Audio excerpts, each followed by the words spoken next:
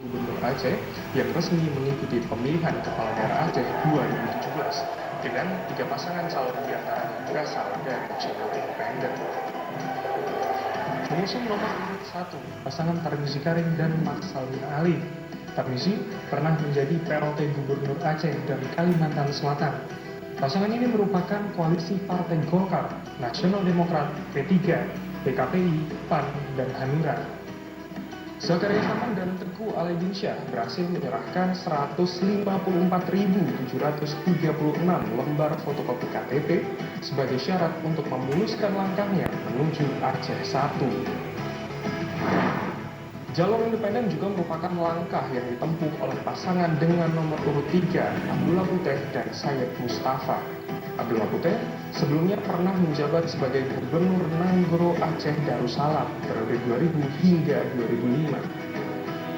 Di nomor urut 4, pasangan jalur independen lainnya, Zaini Abdullah dan Nasaruddin. Zaini Abdullah adalah Gubernur Petahana Aceh dan Nasaruddin merupakan Bupati Aceh Tengah 2 periode.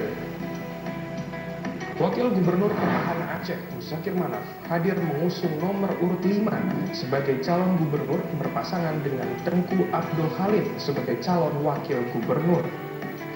Mereka diusung oleh Partai Aceh, Gerindra, Partai Keadilan Sejahtera, dan Partai Bulan Bintang. Irwan Yusuf dan Nova Iriansyah hadir dengan membawa nomor urut 6.